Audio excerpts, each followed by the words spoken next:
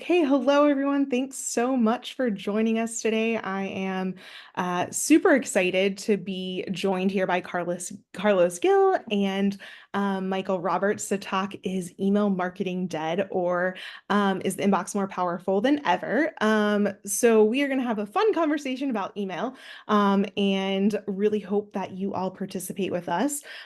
Before we get started, I wanted to go ahead and have Carlos and Michael introduce themselves. So, Carlos, if you want to go ahead here first. For sure. So, hey, what's going on, everyone? It's Carlos Gill. I am the brand evangelist for GetResponse. As you see there in the Response is a 5-year-old email marketing service provider. They are an OG in the email marketing space, and I myself have worked in digital marketing now since 2008. So you can do the math. About 16 years.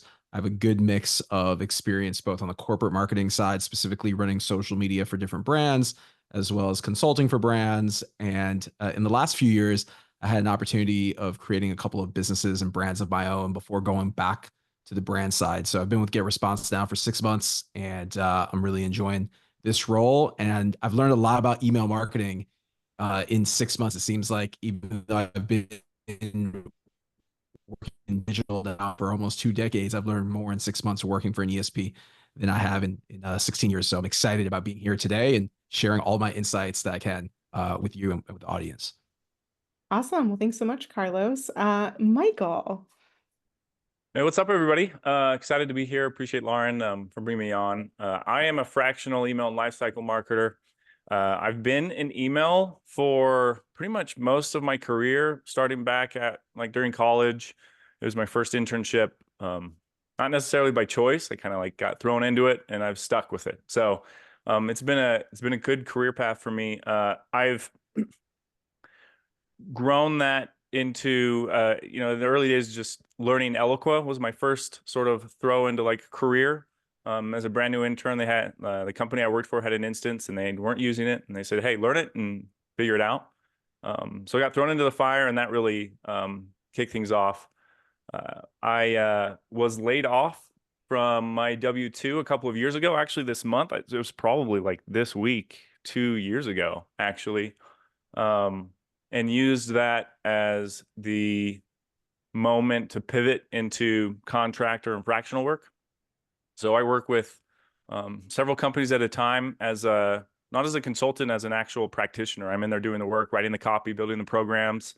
And my focus is in HubSpot and Customer IO, and I do a lot of stuff with B2B brands and SaaS, particularly PLG, because there's so much you can do. So that's me. Amazing. I think the amount of email experience we're going to be able to share today is quite immense. So just a quick little overview of some of the things we're going to cover, and we're not going to stay within the full guidelines. We're going to have a really great conversation and share a lot with you all today. But we definitely are going to, address inbox fatigue, kind of talk about breaking through the noise, what makes an email work, practical best practices. But the real question that we want to answer, kind of start, and it's the first question that I'm going to pose to Michael and Carlos here, is email marketing dead? I know it's a channel that we all are like, it's not working for me, or are we just doing it wrong?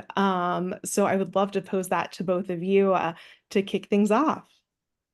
I'll go ahead and start this off. First of all, I want to say that no, email marketing is not dead, and so many marketers are asking me this question, especially since I'm known as a social marketer. I've written a couple of books that are specifically tied to the social media industry, and I believe that in these times, email marketing is more relevant than it ever has been.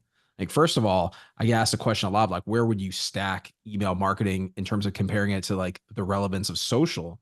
And as I find myself saying, first of all, email marketing is the OG of digital marketing platforms.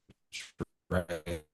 A lot of us, when I say us, I'm a millennial, an older millennial, right? If you remember the days of AOL or America Online, I'm taking it way back, right? That's really where many of us were introduced to email. And you need an email address to do just about everything nowadays, to sign into your Instagram account or Amazon, right? So email is still highly relevant, but like every other channel out there, including social, it's noisy, right? You have a lot of supply, and I believe the relationship with the customer, and when I say relationship, I'm not just talking about, having a relationship on social, but like an actual direct relationship. That's going to determine if your customers really are interested in seeing your emails or not. So many times I think that marketers are just using email to blast offers and ads. And I believe that is what creates fatigue. So then lack of engagement, lack of emails being opened, clicks, and then obviously conversions, that leads to this fundamental belief of, look, email's noisy. Uh, uh, uh, you're wrong. I think leveraging email and social together to where social creates more of like top of the funnel awareness for your brand. Social creates discoverability for your brand, and then you create more of an exclusive VIP like experience via email. I believe that is where the tide needs to shift in order for email to become highly relevant once again. Amazing. Michael. So if email's dead, I'm in trouble because I'm gonna have to make like a big career pivot if it's dying. So Carlos is right. And based on the amount of email I get every day, it's certainly not dead. The word I tend to use is that it's saturated. I think noisy is like another good one. And more, in fact, I saw just the other day, I think Rand Fishkin shared it out. He shared some data that somebody analyzed their inbox and found the volume of cold outreach. So this was more sales related stuff, but they were looking at the volume of cold outreach. And as they looked at the volume post ChatGPT, the volume spiked like crazy. And probably like 2 to 4-fold what it was before. And so the noise just continues to grow. And I think by default, marketers are trying to figure out how to scale. Like the first thing they want to think of with email is scaling it. And that's what has made it a difficult channel for people, both from the marketer side and from the sales side. And so there is a fundamental shift happening where at some point, the whole scaling idea is going to hit the fan, because we're very platform focused in email, and there's going to be an adjustment. So I think we're starting that adjustment. I think a lot of the changes that Google and Yahoo have implemented this year, trying to push people to change their mindset around it, are making good progress. So it's not dead, but there's a big shift happening that is going to be painful for a lot of us to make, I think. Great point. Yeah, I think that kind of goes in, what are the trends shaping email marketing today that are driving, maybe some of the confusion or this idea that email's not working? And you touched on like AI and ChatGPT. Is that the primary one, or are there other ones that are positively influencing that, brands and individuals should really be honing in on, maybe whether it's using AI and ChatGPT in different ways to enhance what they're doing versus leaning fully on it to be able to scale their program? I'll take a stab at look, I recently analyzed this report that GetResponse put out. GetResponse analyzed over 4 billion email sent over the last year, with 1 billion of those being sent in the US. And GetResponse produced this whole benchmarks report, and I was really fascinated by what I learned. And there was a couple of key points that stood out to me. And a lot of it had to do with almost like misinformation that as marketers we've been taught. And I'll give you an example of that. Like, so many times I've heard marketers say that you need to send your emails at like an optimal time of like between, let's say, like 9 a.m. to noon, because people are getting their day started and that's when they're checking their inboxes. Whereas like the data that I read was actually the opposite. Like, send emails like at night when people are available, send emails in the evening when people are available. Actually, leveraging emojis can be more so detrimental to your content, because now it makes your content look cartoonish, right? Using AI can be actually detrimental to your conversion rates, because now the content's perceived as robotic. So I think, again, this goes back to really like the premise of everything that I've taught in this space for the last decade centers around humanizing your brand, being more relatable, sounding less like a brand, selling less, focusing more on engagement. Like the same principles that apply in social marketing, they're highly relevant in email. Again, you're talking to a real human being, right? So the value is there for a marketer because now you have direct access to someone's inbox. but it's more so like, what do you do with it, right? It's almost like giving someone a party invite, but you want to make sure that when they show up to the party's really dope. You don't want them to like show up to the party and lame, and it's just like a MLM pitch fest, right? Like there has to be substantial value there, and how you communicate that value is, again, being real, relatable, and sounding more like a person, less like a human, or less like a brand, I should say. Sorry, always sound like a human. Absolutely. Anything to add, Michael? Yeah. I'll probably just hit on the same point I made earlier. I think when new tools come out, we inherently, like, the shiny object is the volume and the scale, like, because like the bigger the number you can push, like email sends, email opens, all that stuff, it makes it like at the surface, it makes you feel better. And so when something like AI comes out and you are given new ways that you can scale the volume of your outreach, like, oh, I'm a sales rep and now I can, like, I don't have to write a single email anymore, right? Like scale ends up being inherently opposed to relevance, is my theory. And so as we are tempted to like push more scale, I think in the modern world, we're going to end up being less relevant. So now there's this spectrum of scale and relevance that we have to decide where we're going to land on. I think this is where it gets tricky, because it's, unless you're selling like, 150 plus ACV product, like hyper personalization at a granular level per contact is probably not worth it. So there's a balance somewhere that like every business has to sort of figure out. What I'm excited for is AI's potential to facilitate your ability to be more relevant. So for example, rather than having AI or automated tools create your content for you, or just write all the copy, which is a risk right now, right? Like we've all seen rogue responses.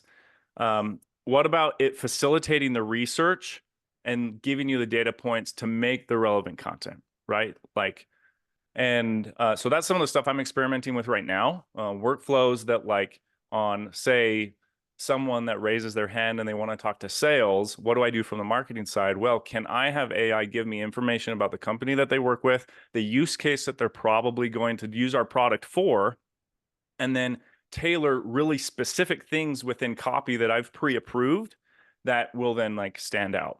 So like with any tool, things will be abused and things will be used well. I think the abusive side is the easier route to go in the early days. We feel some pain points, and then people that end up standing out figure out some sort of avenue that takes additional work. It's not like easier, but more intentional, and then to their benefit, and ultimately revenue getting through the door. Amazing. I think, yeah, you made some really interesting points there. And I think one of the things that, AI has done is like this scale idea. And so obviously people are always trying to scale their channels and distribute more. And email straddles this interesting piece of digital, but also content. So you have to really, make sure that you capitalize in the expertise of, this really great digital strategy for your email, but also really great content. So what is the evolving role of marketing in this, as a channel within your whole, marketing strategy? How is it evolving now that like that digital piece is like changing even more? And so is the content. Like, how does your strategy change as a channel for email? Generally, is it specific to your business? Really, where does that stand, and how do you approach that differently today? Yeah, I'll jump in here first, if it's okay. So I've actually gone through an evolution of thinking on this with my own personal brand as I try and get more work. So most contractors typically hinge on product or platform related expertise. And so like you can go find a HubSpot contractor or a GetResponse contractor, right? Or you can go get, and they know the platform in and out. Pretty quickly into, and a lot of those folks too are operations-based folks, and they can do a lot of amazing work that's very necessary to gain insight and stuff like that. What ends up happening is email gets thrown into that, and it's a content channel. And so you typically are trying to repurpose other stuff that you just pull down, like say your content writer who wrote a great article, and then you're just kind of throwing it in the email. So I've personally noticed a bigger difference in the value that I'm able to, as I pitch myself and talk about the work that I'm doing when I pitch myself as a content marketer within the email channel specifically. Sure, I use, like, as a personal note, I use HubSpot and Customer.io as my primary products. Not necessarily because I think they're better than everything else, but just because I can move fast in them and do my best work. And what's my best work? It's developing the programs that actually get to people, right? Like, what is the content that they see? What is something relevant that's actually going to matter to that person? Like, that's the heavy, interesting, like, stuff that you can't do haphazardly.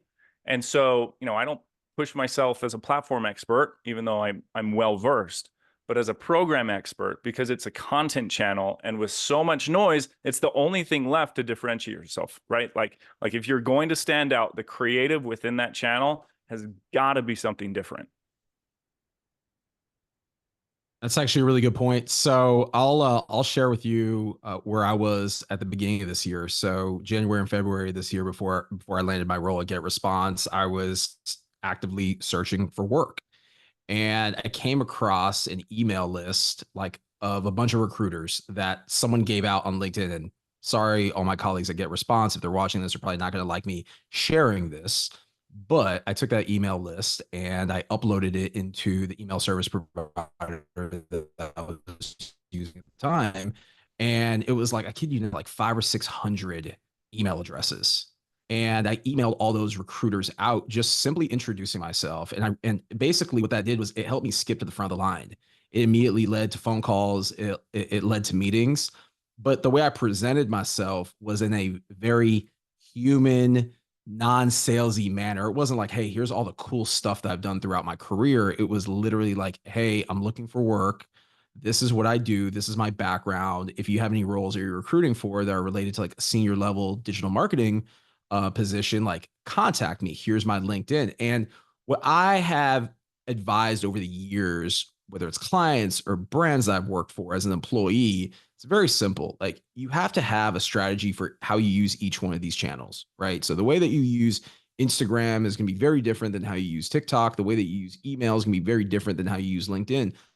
Ultimately, all these mediums need to have a strategy that funnels to where you want your customers to take action, right? So I said this before, social media is great for connecting with people, building awareness for your brand. It's great as a medium for discoverability. So you can be found, you can find others, they can find you, whether you're a person trying to be found, you're a marketing contractor, a freelancer, or you're just a business, right?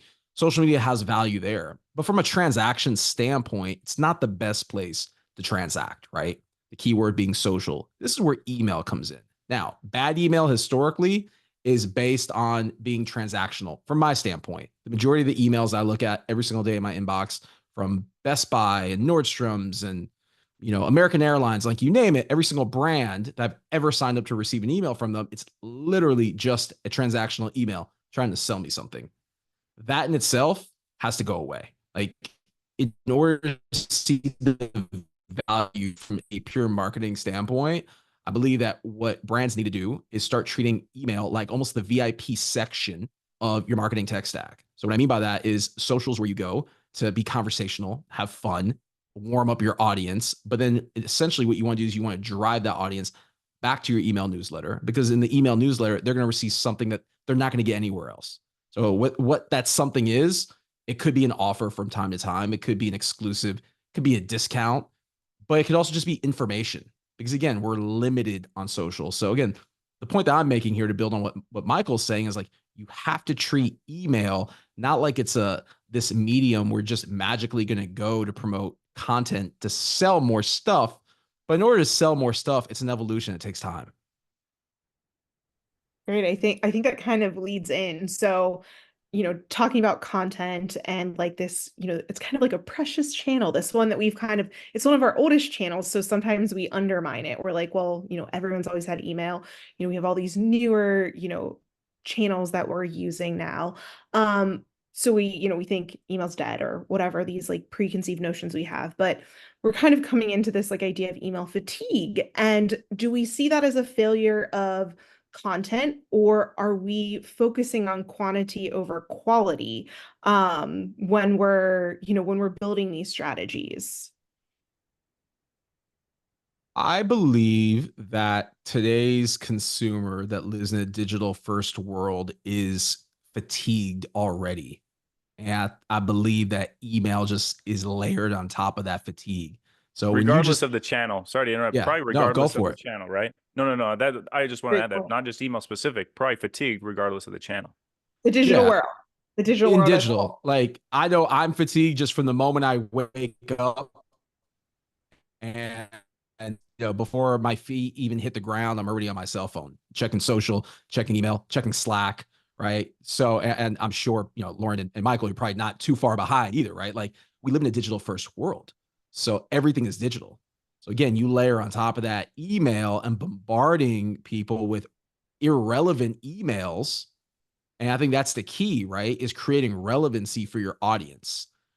Anytime someone comes to me and asks me, well, how can I be more effective at marketing? Well, you know your audience better than I do. So I don't know your audience. I can assume what they want, but you also have, if you've been marketing this audience long enough, you have data. So look at the data. What's that going to tell you? Understand your audience and their needs. If you post on social media or if you send an email and you get very little engagement, well, that should tell you something. You're probably not doing a good enough job building a relationship with that audience, seasoning that audience, right? Building it up. And you're probably also always right hooking the audience. So shout out to Gary Vee. You're not jabbing enough with them and giving them enough value up front to get them to the point that they will even open up an email from you. Right. So you can correct me if you guys think differently. Email for a lot of companies, especially if you're looking, I don't know, sub 500, 200 size employee companies. The individual they have running email probably is like less than 5 years of experience. So I don't actually want to knock email marketers too hard on like doing a bad job. Because as I look at my own execution over the last decade, my ability to be more intentional with like the content that I'm putting together and the other really critical aspects of it, like segmentation, um, the volume and frequency with which I send, has grown. Like I'm way more intentional. Whereas like early days, it's like, hey, yeah, we have a newsletter. Something as simple as like, okay, we got a newsletter. Let's send it to, all of our customers without thinking about like, okay, what percentage of our customers have opened an email in the last 4 months? Yep. Simple little things, right? And so that comes with experience, and for better and worse, companies don't want to pay $120K for an email marketer, right? Like that's just not in the budget. That's not typically what it is. So they'll get usually newer grads and stuff that aren't as well versed in the intentionality or just like specific things. So as an example, I came into a new client once, and I do an audit at the beginning of all my client engagements. And usually by the end of that audit, I've already found like 3 or 4 things I can just immediately change. One of them in a particular case was like a welcome email, and there was like a big image that really provided no purpose at the top of the fold. It looked pretty, but there was no purpose. And so I got rid of it, and the click rates doubled. Right. And so it's not like some brilliant move on my part, but those kinds of things matter. Like what contacts see above the fold, that real estate, when they're going through their email, that matters. Like the kind of language, I've been testing this a little bit recently, the kind of language that you use within your CTA matters. And if you discount how much that matters, then it's just going to be you're just going to add to the fatigue because you'll be like everybody else that's less intentional and not by choice, right? Like it's not by choice, but just the experience isn't quite there to know those kinds of things. And so in like my content on LinkedIn and stuff, a lot of the things I try and say too are pushing people to be a little more intentional about it with their segmentation, with the creative, how they work with their design team, kind of copy that they use, all in an effort to, because odds are your competitors aren't intentional either. So there's like a possible avenue for you to stand out that way. So I also wanted to touch base that the inbox nowadays is not limited to just an email inbox. There's an inbox on all these platforms as well. So Michael mentioned before AI, using AI to write sales copy emails. If you go on LinkedIn, I don't know about you guys, but with me, I receive just email spam all day, or in-mail spam, I should call it, on LinkedIn all day. So you just talk about fatigue, and I think it's easy to think about all the content that we're consuming and that's being fed to us through platforms like social as well as email on top of that.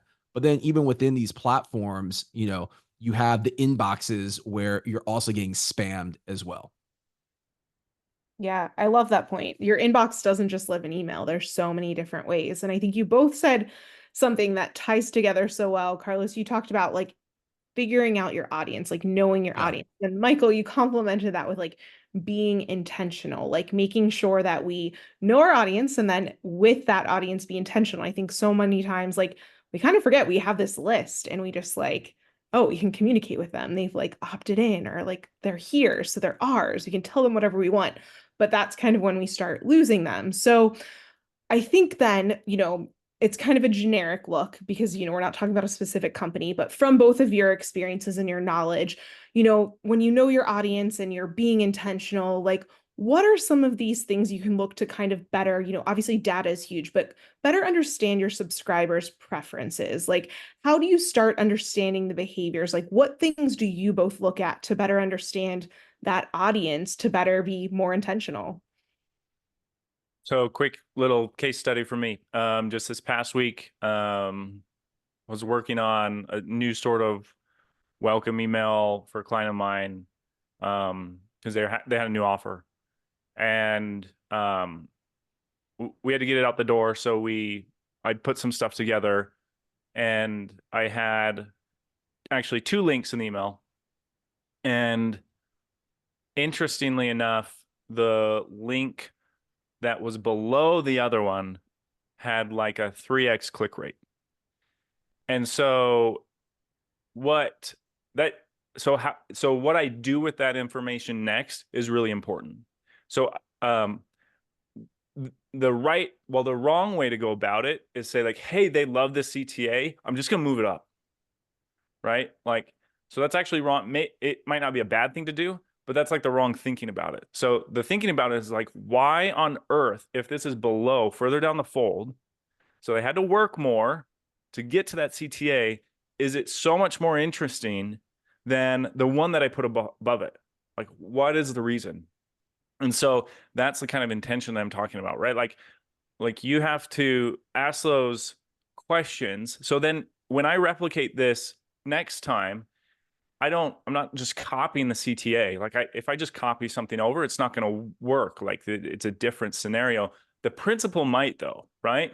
Is the principle that like they're way more interested in say testing the product as opposed to reading a success story of a client that was like them. Well, if that's the case, then that tells me that they're way more interested in something practical that they can get their hands on, and it's a big enough deal that it stands out. So if that's the principle, then how do I take that lesson and implement it in other touch points, right? And where do I choose to do it? Where do I choose to ignore it? Because like any good thing, if you do too much of it, it'll fall apart.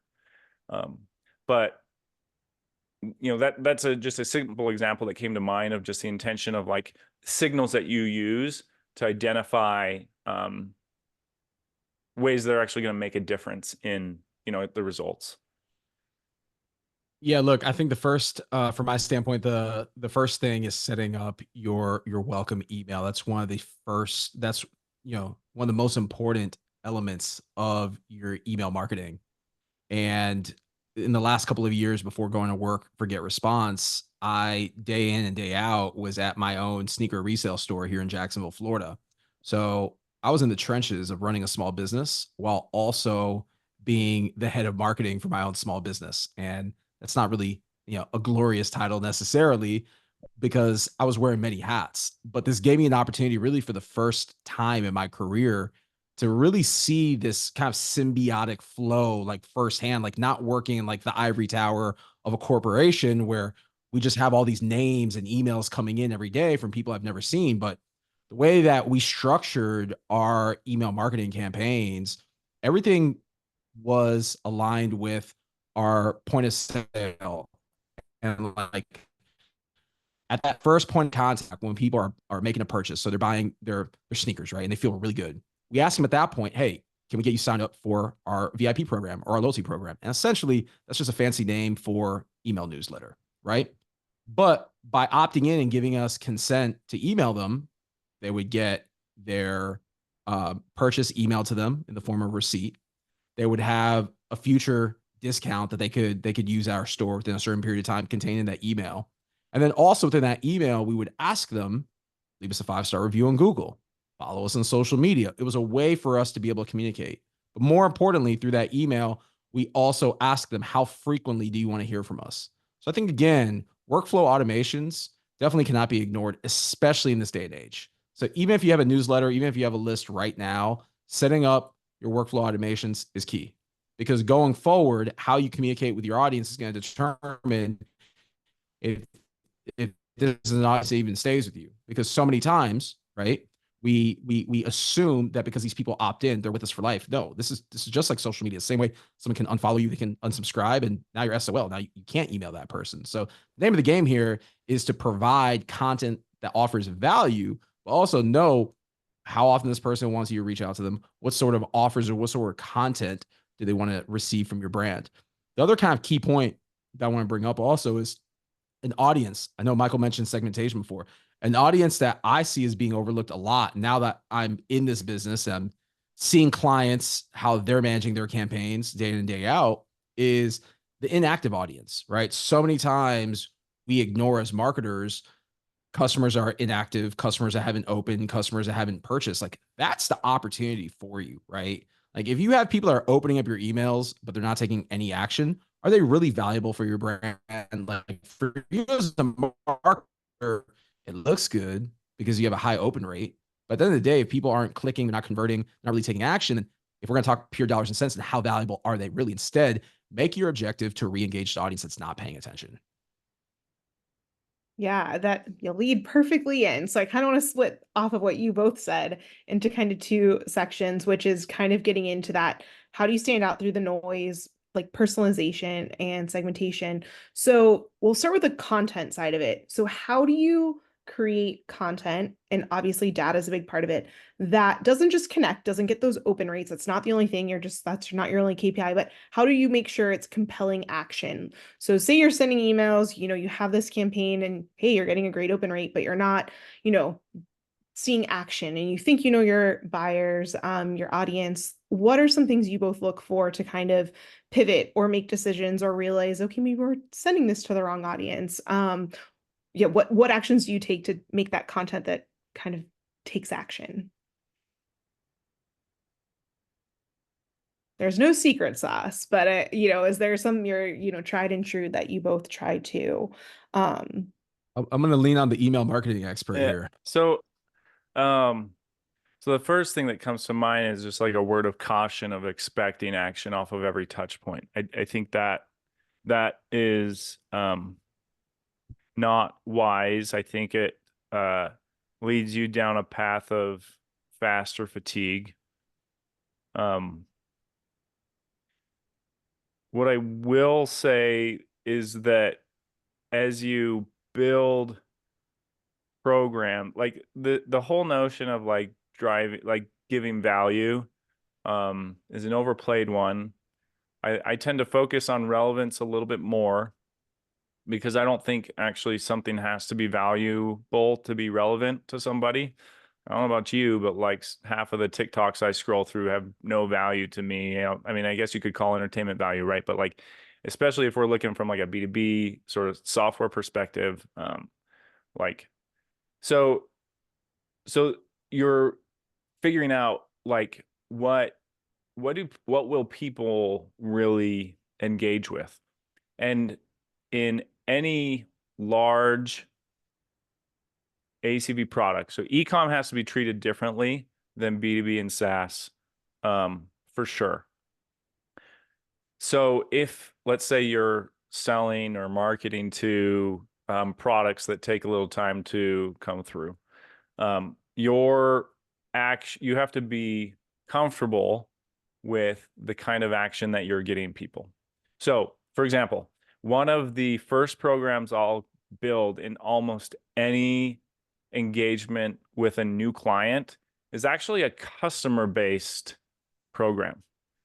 And the reason is not that I don't really expect to drive revenue through it.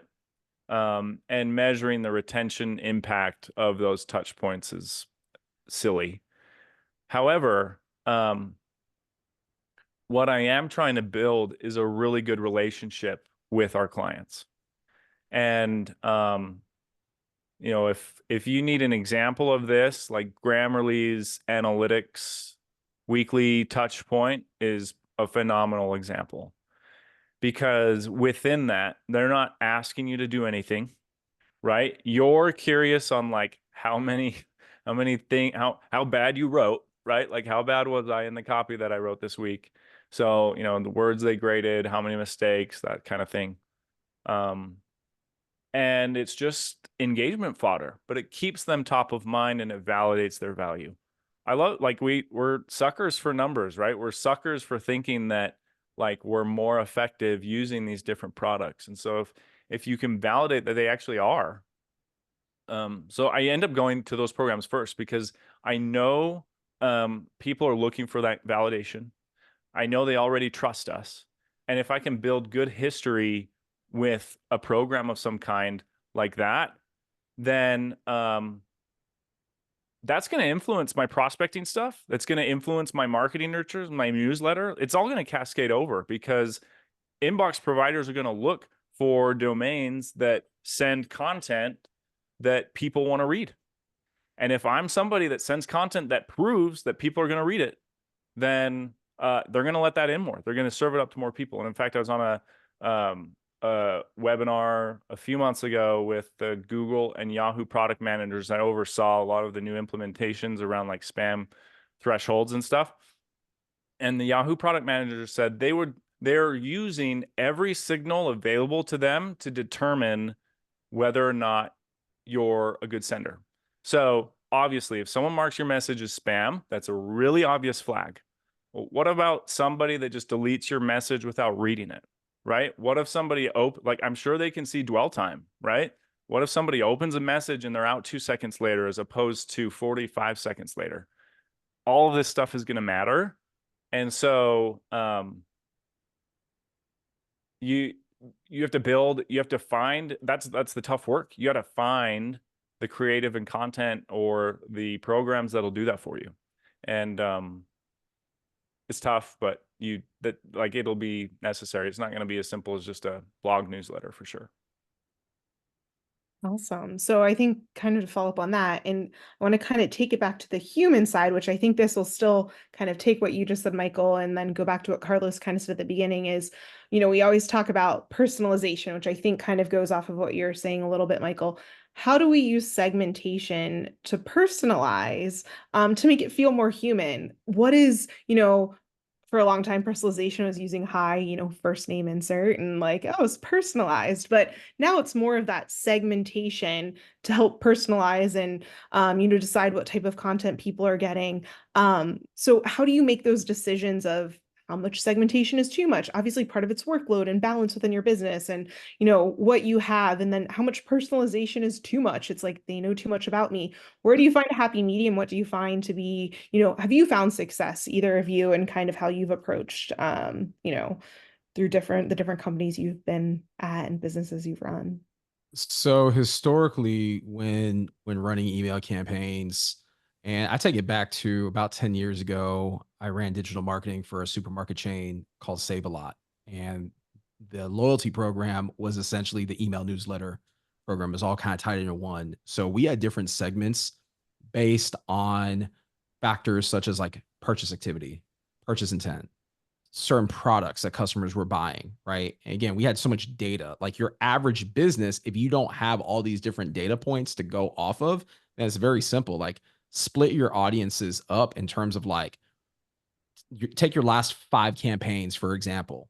The people that opened up all last 5 of those campaigns, dump them in a segment. Like make that like your like most engaged subscribers. The people that haven't opened up any of the 5, put those into a list or into a segment of, let's just call them like inactive subscribers, right? They're still subscribers.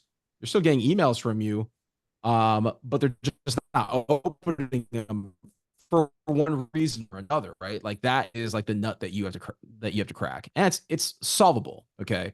But then also take like those that have purchased from your brand, let's say in the last year, like, and now you go like granular based on like pure purchase activity. So someone bought in the last year and they came 1 time. Someone that came 2+ times, right? Now you can actually identify segments based on loyalty. In fact, just did a webinar today about preparing for Black Friday. So like this is all like fresh on my mind. So I'll just kind of share it with you since you brought up segmentation. Like the most effective way in order to ensure that you're not adding fatigue to your audience is to more so give them what they want and speak to them in a way where it feels very natural, right? Like if you're someone that you've shopped multiple times for my brand in the last year, I'm going to speak to you a certain way. I'm going to speak to you as a valued, loyal customer than that person that I haven't seen all year long, or the person that's not opening up my emails at all. And I might add some humor. I might add some snarkiness, some personality, right? And I believe that's what today, I say I believe in like air quotes because I believe that's what today's consumer wants. Like not everyone, some people just want like the down and dirty. They just want information, right? Usually whenever I do keynotes, I have this slide that says, and this is applicable to emails, this to social, like today's consumer, they either want education, they want entertainment, or they want inspiration.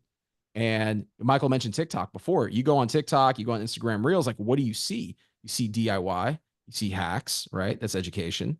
You see life skills being taught. That's education. You also see motivational, inspirational content in the form of short stories. And then you also see entertaining content that kind of keeps you hooked, right? Like those are the 3 kind of genres or segments from a content standpoint that as consumers, we're all being trained whenever we go on our phone. That's what we're seeing. Email should extend to that. Like I ask this question at every single talk that I've done. I kid you not, in like the last 7 or 8 years. I always will start off my talks and ask, hey, by show of hands, who likes to be sold to? No hand ever goes up. All right, cool. Let me follow that up. Who woke up this morning? The first thing you did was you went on social media and you intentionally went to see what your favorite brand was posting. Not a single hand goes up. All right, cool. Who's going on their phone when you wake up in the morning and the first thing you're doing is seeing what your favorite brand emailed you? Not a single hand goes up. So knowing this, so this is just human behavior. We don't like to be sold to. No one likes being sold to. However, we want to be engaged. And how you engage someone is, again, through those 3 kind of segments of content: educate, entertain, inspire. And I love email newsletters like Morning Brew because I can read Morning Brew and it's content's packaged in a very relatable, millennial, Gen Z type format. And there's still content in there that sells in the form of ads, but the way it's packaged and presented is you're going to open up the email newsletter. It's going to provide you a lot of value. So you're checking off the education box. And then occasionally, yeah, they'll slide an ad or an affiliate partnership, right? That might help you move the needle. And again, if you're providing value to people upfront 90 to 95% of the time, and again, I know that word value is very subjective, but again, kind of falling within those educate, inspire, entertain categories, then yeah, if you got to right hook someone from time to time and say, hey, we're running a sale, and as a valued member of our newsletter, you're gonna get 25% off, or hey, Black Friday is around the corner. Like, we just want to let you know, like, this is what we've got going on, then like have at it. But to constantly bombard people with a sales message, all that's going to do is alienate your audience. And not only are they going to eventually unsubscribe, but more than likely, these will be former subscribers that will unfollow you on social as well. So for me, segmentation segmentation is where I found I'm like the most intentional with my work. And as far as how deep within your segmentation you're supposed to go, I don't know that there's an answer for that. It doesn't seem fair to do so. There's broad companies that sell a bunch of different products with loads of different use cases, right? And then there's tools that sell a single use case. So what I found though is that as I really start trying to play with different filters, engagement filters, firmographic filters, demographic filters, or anything related to like the contacts details, that's when I start getting the inspiration for the kind of content that I'm going to create. As I grow in my experience, then that usually teaches me not only like who am I supposed to send messages to, but who am I not supposed to send messages to. And those are of equal importance. And so I think the principle of segmentation is like, if I were to give advice on like anything, like say you feel like your email programs are in a rut, the first exercise I'd probably suggest you do is look at who you're sending to and just audit it. Like, look at your list. Like, why did you build the list that you did? Like, why did you write the content for that list in the way that you did? Right? Like, are there groups of people within that list that shouldn't have been there that ended up being there? Like, there's actually dumb little things that you can do. Like, if you're building complex filters within your segmentation, right, you can easily add a filter in there that brings a whole cohort of people that you didn't want in there in the first place, right? You can mix up your ands and ors and all this stuff, and before you know it, it was a wrong list. I've sent emails to the wrong list before because I just didn't think through the logic of the filters. So go through that exercise. Look at the list of people that you're sending to, right? And and maybe you don't change anything. That's fine. But that intentional thinking of like, what are these individual contributors going to want to see, who I guess don't buy my products directly, but they're on the buying committee and the stakeholder of it, as opposed to the leadership group that's going to ultimately sign off. And how do I choose to send content to both of those individuals? That's where you're going to start getting your answers and way to like test stuff. And those hypotheses will inform your direction on how to write creative programs to build and so forth. And now you're running, right? Like now you're testing stuff. Now you're looking at messaging to see if it is ringing true, if it hit a nerve. And as you hit nerves, as you find something that works, you don't necessarily double down on it, but you ask why. You ask, what's the principle here that then I can replicate in the future, not this specific content. And then, because just like any company, actually, like if you don't, like you can't just replicate, you're going to have to like essentially cannibalize yourself in the programs that you build. You're going to have to build new things. You're going to have to test different flows or different ways of doing things just to stay relevant, just to stay interesting. And that, like, email is no longer like a automated set it forget it thing. Like you have to be an active participant in the creation and the iteration of your programs. Awesome. Anything else, Carlos? Or I didn't know if you're about to speak and I was cutting you off. No. Okay. Michael covered it. I know that someone here was asking for our LinkedIn contact info. Yep. So yeah, definitely invite all of us to connect. Absolutely. So I want to get to some of the questions. I know some of you submitted questions before, some of you have submitted some questions throughout. So I have one here. So one of the first ones that was before submitted was, what is the best way to build and execute an email marketing strategy with a small team? So we'll look at just like, how do you get started, essentially? Well, my first bit of advice would just be to make friends with the other channels. Like, you're not a siloed individual working. Like, in order for me to do my best work, I can't be purchasing lists and building programs that way. Like, it's just not going to be as strong, right? So I need a good social team. I need a good SEO team that I can work with to build compelling offers, right? So it's a little bit of a political answer, but working with those other channels, like, have them set you up for success so you can do your best work. I believe that you have to have the systems in place. So you can, I'm used to working as a team of one in my own business and also working with very small teams. So having the right systems, the right workflows in place is going to solve half your battle, right? So what I mean by this is before you get out and you start setting emails, like Michael said, purchasing lists is one of the worst things that you can do.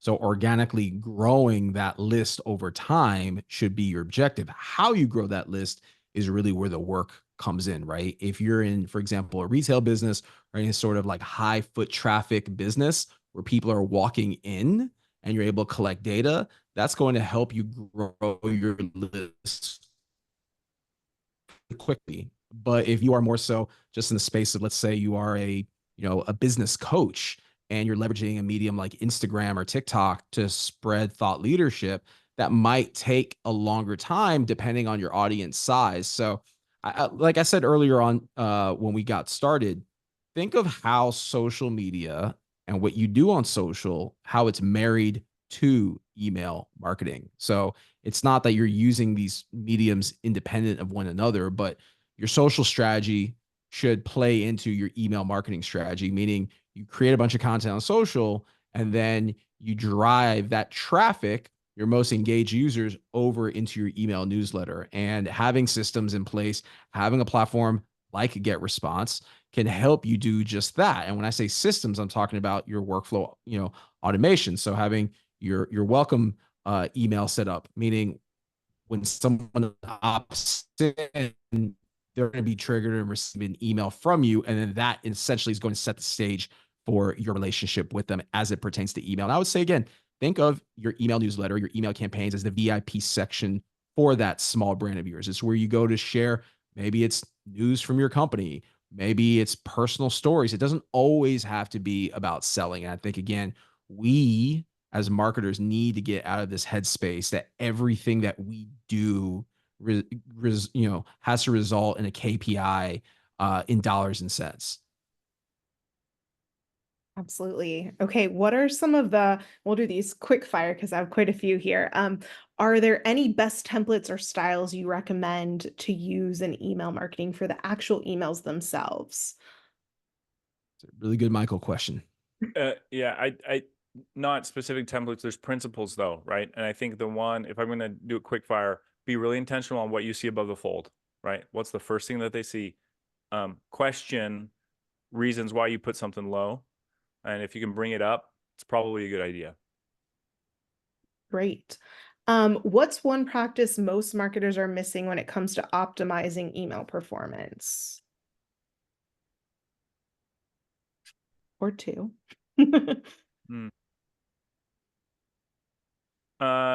So is it like testing or yeah, let me speak personally.